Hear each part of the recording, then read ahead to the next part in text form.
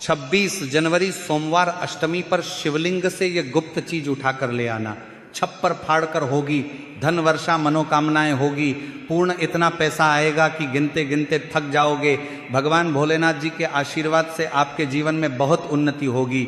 श्री शिवाय का नमस्तुभ्यम महाराज। जैसा कि आप सभी जानते हैं कि सोमवार का दिन हमारे महादेव को समर्पित होता है और जब भी सोमवार के दिन अष्टमी की तिथि आती है तो इसका महत्व कई गुना अधिक बढ़ जाता है। और महाराज ऐसी तिथियां साल में केवल 1 से 2 बार ही पड़ती हैं। ऐसे में यदि इस दिन सभी शिव भक्त भोलेनाथ की विधि विधान से पूजा अर्चना करते हैं तो भक्तों की सभी प्रकार की मनोकामनाएं पूर्ण हो जाती हैं। इसी के साथ 26 जनवरी सोमवार अष्टमी पर व्रत रखने से भगवान शिव और माता पार्वती की विशेष कृपा प्राप्त होती है। साथ ही इस दिन यदि कोई व्यक्ति भगवान भोलेनाथ की थोड़ी सी भी पूजा अर्चना कर लेता है तो उस व्यक्ति के जीवन की सभी मनोकामनाएं पूर्ण हो जाती हैं। उस व्यक्ति के जीवन के हर कष्ट समाप्त हो जाते हैं और उस व्यक्ति के जीवन में धन प्राप्ति के सभी रास्ते खुलने लगते हैं। तो चलिए वीडियो को शुरू करते हैं, लेकिन उससे पहले अगर आप भी चाहते हैं कि भगवान भोलेनाथ का आशीर्वाद आपके ऊपर सदैव बना रहे तो इस वीडियो को एक लाइक करें और चैनल को सब्सक्राइब करके कमेंट में ओम नमः शिवाय या हर हर महादेव जरूर लिखें। तो महाराज आज हम जानेंगे कि आपको 26 जनवरी सोमवार अष्टमी पर भगवान भोलेनाथ के मंदिर जाकर के कौन सी वस्तुएं भोलेनाथ को अर्पित करना है और वह कौन सी गुप्त चीज है जिसे आपको सोमवार अष्टमी पर शिवलिंग से उठाकर लेकर के आनी है, जिससे कि आपके घर से दुख दरिद्रता और सारी परेशानियां हमेशा के लिए समाप्त हो जाए और आपके घर में हमेशा ही सुख समृद्धि और सौभाग्य बना रहे। महाराज आप सभी ये तो जानते ही हैं कि देव महादेव यदि किसी व्यक्ति पर अपनी कृपा कर देते हैं तो साक्षात्कार काल भी उसका कुछ नहीं बिगाड़ पाता है। इसीलिए भक्तों आज की इस वीडियो में हम आपको बताएंगे कि कैसे आप भोलेनाथ को प्रसन्न कर सकते हैं, भोलेनाथ का आशीर्वाद प्राप्त हो सकता है और किस प्रकार से आपको इस दिन भोलेनाथ की पूजा अर्चना करनी है और साथ ही वह कौन सी गुप्त चीज है जिसे आपको इस दिन शिवलिंग से चुपचाप लेकर के आ जाना है ताकि आपके घर पर अन्न और धन का भंडार कभी भी कम ना हो। देखिए महाराज, आपके जीवन में चाहे कितनी ही बड़ी परेशानी हो, कितनी ही बड़ी दिक्कत क्यों ना हो, मान लीजिए यदि आपके जीवन में बहुत अधिक धन की समस्या है, आप नौकरी की प्राप्ति के लिए बहुत ही ज्यादा परेशान हो चुके हैं, आपके शत्रुओं ने आपको घेर लिया है, संतान की प्राप्ति आपको नहीं हो पा रही है, तो एक बात का ध्यान रखिएगा कि यदि आप भी 26 जनवरी सोमवार अष्टमी पर यदि भगवान शिव से जुड़े कुछ उपाय कर लेते हैं तो फिर आपकी चाहे कितनी ही बड़ी मनोकामना हो, कितना ही बड़ा कष्ट हो, वो खत्म हो जाता है और आपकी हर मनोकामना पूर्ण हो जाती है। मान लीजिए यदि आपके ऊपर कोई दोष लगा हुआ है, जैसे वास्तु दोष, शनि दोष, पितृ दोष या कोई भी दोष लगा हुआ है, तो आपको सोमवार अष्टमी पर यह गुप्त चीज शिवलिंग से लेकर के आ जाना है। आपके जीवन से सारी परेशानियां दूर हो जाएगी और आपके जीवन में धन आने के सारे मार्ग खुल जाएंगे। महाराज एक विशेष बात का हमेशा ध्यान रखें कि जब भी हम भगवान भोलेनाथ की पूजा करते हैं तो हमें धैर्य रखना चाहिए, विश्वास रखना चाहिए और श्रद्धा के साथ भगवान भोलेनाथ की पूजा करनी चाहिए, क्योंकि भगवान भोलेनाथ बहुत ही भोले हैं। वह किसी भी व्यक्ति की थोड़ी सी ही पूजा से, साधना से तुरंत ही प्रसन्न हो जाते हैं। इसीलिए 26 जनवरी सोमवार अष्टमी पर कुछ ऐसी चीजें हैं जो आपको अवश्य पता होनी चाहिए, क्योंकि इस दिन यदि आप भगवान भोलेनाथ के सामने पूजा करने जा रहे हैं और मान के चलिए यदि आपने अगर कोई गलती कर दी तो भगवान भोलेनाथ आपसे क्रोधित हो जाएंगे और आपने सही तरीके से पूजा की होगी तो साक्षात आपको भगवान भोलेनाथ उसी दिन आशीर्वाद दे देंगे और इसके के बाद आपके जीवन में कभी कोई परेशानी नहीं आएगी।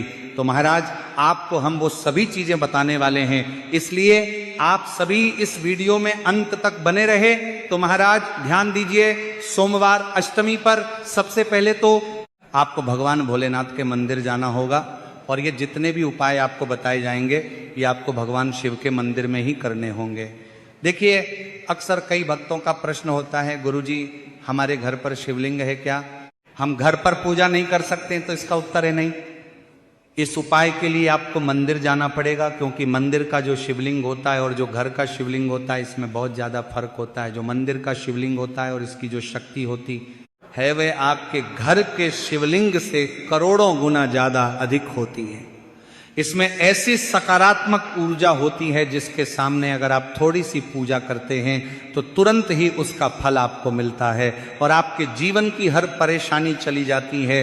तो आपको जितने भी आज उपाय बताए जा रहे हैं आपके जीवन की परेशानी को खत्म करने के लिए, आपकी मनोकामना पूर्ति के लिए, तो इन उपायों के लिए तो आपको मंदिर जाना पड़ेगा। और 26 जनवरी सोमवार अष्टमी की तिथि भी पड़ रही है, तो ये दिन ऐसा है, इस दिन अगर आप मंदिर जाकर के भगवान भोलेनाथ की पूजा आराधना कर रहे हैं तो मान के चलिए आपके जीवन में कभी कष्ट आ ही नहीं सकता। पूरे साल आपके घर पर अन्न धन का भंडार भरा रहेगा। तो आपको क्या लेकर जाना है वो आपको नोट कर लेना है, क्योंकि भक्तों अगर आपने एक भी गलती कर दी तो आपकी पूजा संपन्न नहीं मानी जाएगी। तो महाराज सबसे पहली जो वस्तु है जो कि आपको शिव मंदिर लेकर के जाना है वो है एक लोटा जल। अब महाराज यहां पर कई लोगों का प्रश्न रहता है कि गुरु जी जल जो है वे तो शिवालय में भी मिल जाता है, शिव मंदिर में मिल जाता है, तो क्या जल मंदिर से ले सकते हैं? तो इसका जवाब है नहीं। आपको ये जो जल है इसे अपने घर के रसोई घर से ही लेकर के जाना है। अब महाराज इसका भी एक कारण है, घर से इसीलिए आपको जल ले जाना है ताकि आपके घर का जो जल आप लेकर जा रहे हैं भगवान भोलेनाथ पर चढ़ाने के लिए, उसी जल के द्वारा आप भगवान से जुड़ जाएंगे। उस जल के द्वारा आप भगवान को अपनी सभी परेशानियां बता देंगे और उस जल को जैसे ही भगवान भोलेनाथ पर आप चढ़ाएंगे अपनी समस्याओं को बताते हुए वह समस्या आपकी खत्म हो जाएंगी। इसलिए घर से ही आपको एक लोटा जल लेकर के जाना है। इसी के साथ महाराज जो जल आप लेकर के जा रहे हैं उसमें आप चाहे तो 1 से 2 बूंद गंगा जल की भी डाल सकते हैं, क्योंकि गंगा जल से युक्त जल समर्पित करने से भगवान शिव हमसे बहुत अधिक प्रसन्न होते हैं। अब महाराज इसी के साथ में आपको एक प्यारी सी और एक सुंदर सी बेलपत्र भी लेकर के जानी है। बेलपत्र को लेते समय ध्यान रखें कि यह कहीं से भी टूटी हुई या फिर खंडित नहीं होनी चाहिए। इसी के साथ 26 जनवरी को है सोमवार की अष्टमी, तो इस दिन आपको बेलपत्र के वृक्ष से बेलपत्र को तोड़कर नहीं लाना है, क्योंकि ऐसा करना भगवान शिव को क्रोधित भी कर सकता है। इसलिए आप यदि हो सके तो एक दिन पहले ही बेलपत्र तोड़ के ला सकते हैं, या फिर आपको शिवलिंग पर चढ़ा हुआ बेलपत्र शुद्ध जल से धो के उसका प्रयोग कर लेना है। अब अगली जो वस्तु है वो आपको लेकर के जानी है। सफेद पुष्प महाराज केतकी को छोड़कर सफेद पुष्प भगवान भोलेनाथ को चढ़ाए जाते हैं। इसीलिए सफेद पुष्प सोमवार अष्टमी पर आपको भगवान भोलेनाथ के लिए लेकर के जाना है, ताकि भगवान भोलेनाथ का आशीर्वाद आपको मिल जाए, जिसके बाद आपके जीवन के हर परेशानी खत्म हो जाए। इसके बाद आपको भगवान शिव के मंदिर में सफेद या पीला चंदन भी लेकर के जाना है।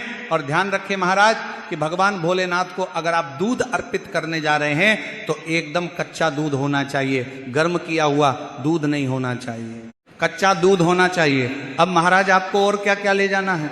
देखिए, अगर आप चाहते हैं कि आपकी हर मनोकामना पूरी हो तो एक छोटा डिब्बा लीजिए, उसमें काली मिर्च भर कर ले जाइए। देखिए, बहुत ध्यान से सुनिए जितनी आपको बातें बताई जा रही हैं। एक डिब्बे में काली मिर्च भर के एक लाल कपड़ा लीजिए, उसमें लौंग कपूर रख के और इसको मोली धागे से बांध करके आपको अपनी जेब में रख के ले जाना है। सिर्फ इतनी चीज आपको ले जानी है सोमवार अष्टमी के दिन। अब महाराज आपको पूजा कैसे करनी है इसे भी ध्यान से सुनिए, और जितनी भी चीजें आपको बताई जा रही हैं इन चीजों को आपको ले जाना है और शिवालय से वापस लेकर के आना है अपने घर पर, ताकि आपको धन की प्राप्ति हो सके, आपकी कोई भी मनोकामना हो वह पूर्ण हो जाए। तो महाराज आप सबसे स्नान आदि करके 26 जनवरी सोमवार अष्टमी पर जाएंगे शिव जी के मंदिर में। तो सबसे पहले आपको इस बात का ध्यान रखना है, मंदिर जाने से पहले ही काले या नीले कपड़े धारण करके मंदिर ना जाए, वरना भगवान भोलेनाथ का आपको क्रोधित रूप देखना पड़ सकता है। अब सबसे पहले आपको भगवान शिव के शिवलिंग पर एक धारा से जल समर्पित करते जाना है और आपको मन ही मन श्री शिवाय नमस्तुभ्यम या ओम नमः शिवाय इस मंत्र का जाप करते रहना है। अब महाराज इसके बाद आपको भगवान शिव के शिवलिंग पर चंदन लगाना है। चंदन लगाने के बाद भगवान भोलेनाथ पर आपको बेलपत्र समर्पित करना है। फिर इसके बाद आपको भगवान भोलेनाथ पर सफेद पुष्प अर्पित कर देना है। सिर्फ इतना आपको करना है। दूध अगर आप चढ़ाना चाहते हैं तो दूध भी आप चढ़ा सकते हैं, इतना बस आपको करना है। इतना करने के बाद आपको वहां पर खड़े होकर 108 बार, बहुत ध्यान से सुनिएगा, 108 बार आपको ओम नमः शिवाय का जाप करना है। या तो आप 108 बार जाप कर लीजिए या 51 बार कर लीजिए। अब आपको क्या करना है, एक डिब्बा जो काली मिर्च का आप ले गए थे, उस काली मिर्च के डिब्बे को आपको शिवलिंग पर जो जलहरी होती है, जहाँ से जल बह करके नीचे गिरता है, इस जलहरी के वहाँ पर आपको जो काली मिर्च लेकर के गए थे, उस काली मिर्च को आपको स्पर्श करना है। कहाँ? शिवलिंग पर, जहाँ से जल नीचे गिरता है उस स्थान पर, और ये काली मिर्च आपको अपने पास वापस रख लेना है। अब जो आप लाल पोटली ले गए हैं बंद करके लौंग और कपूर की, इसको भी आपको स्पर्श कराना है शिवलिंग की जलहरी के वहां पर, और इसे भी आपको वापस रख लेना है। अब आपको क्या करना है? जिस लोटे में पानी ले गए थे या जिस लोटे में भी आप दूध ले गए थे, उसमें आपको क्या करना है?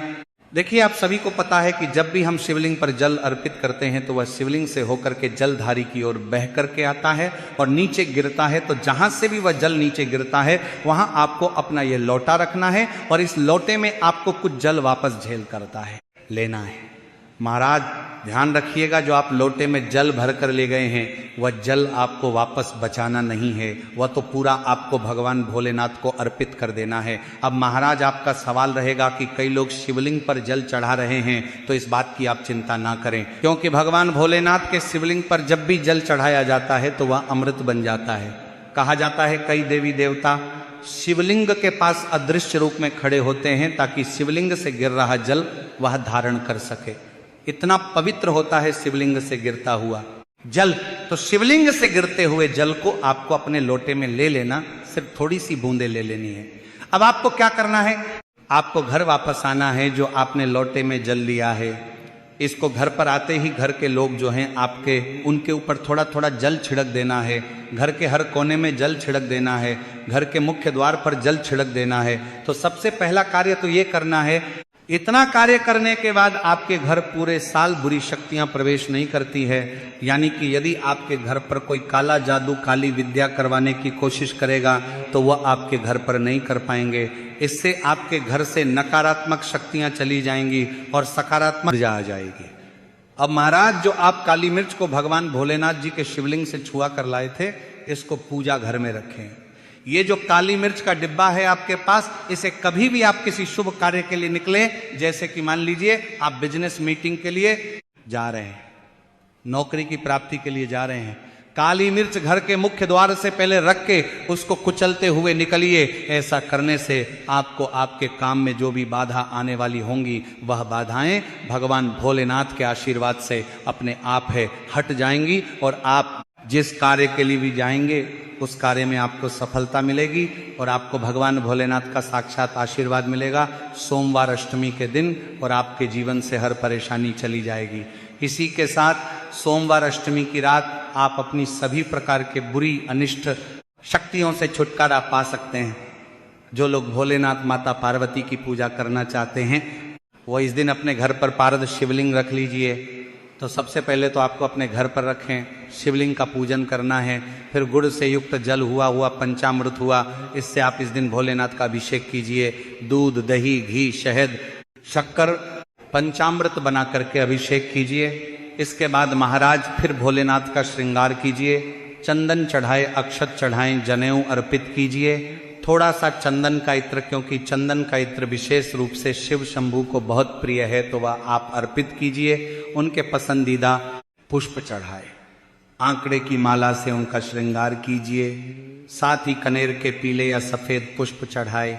कमल हुए, गुलाब हुए, बेल हुए, ये फूल उनको बहुत प्रिय है, ये अर्पित करें।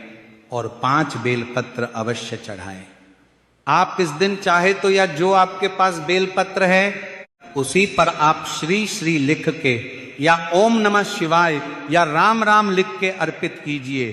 जो चिकना भाग होता है उस पर लिखिए और यह सीधा शिवलिंग पर अर्पित हो। इस प्रकार से आपको बेलपत्र चढ़ाने चाहिए। महाराज, आप विशेषकर इस बात का ध्यान रखें कि कटे फटे बेल पत्र ना हो। जो व्यक्ति अधूरी चीज भगवान को अर्पित करता है तो उसे भी कटे फटे पत्तों की तरह ही कटा फटा फल ही प्राप्त होता है। इसीलिए कभी भी अपूर्ण सामग्री अर्पित ना करें। इसीलिए महाराज कहते हैं कि जब भोलेनाथ ने गले में विष धारण किया था तो आदि शक्ति मां के कहने पर देवताओं ने भगवान शिव के सिर पर भांग, धतूरा, बेलपत्र आदि रखा और निरंतर जल अभिषेक किया था, जिसकी वजह से उनके मस्तिष्क का ताप कम हुआ था। और उस समय से ही भोलेनाथ को भांग धतूरा चढ़ाया जाता है। और यह बात भोलेनाथ के भक्तों में बहुत कम लोगों को ही पता है कि इसी कारण शिवलिंग पर भांग धतूरा चढ़ाया जाता है। तो अगर आपके घर में शिवलिंग है तो आज के दिन आप चाहे तो शिव जी का त्रिशूल हुआ, डमरू हुआ, यह भी आप उनको अर्पित कर सकते हैं। शिव के डमरू की दमदम की ध्वनि मंगल गुरु से संबंधित होती है, क्योंकि चंद्रमा उनके मस्तक पर विराजमान होकर अपनी क्रांति से अनंत आकाश में जटाधारी महामृत्युंजय को प्रसन्न करता है, और बुध आदि ग्रह है, इसमें संभव से सहायक होते हैं। तो यह आज के दिन डमरू अर्पित करें, भोले बाबा का डमरू आपका आज के दिन डमरू अर्पित करें, डमरू अर्पित करें।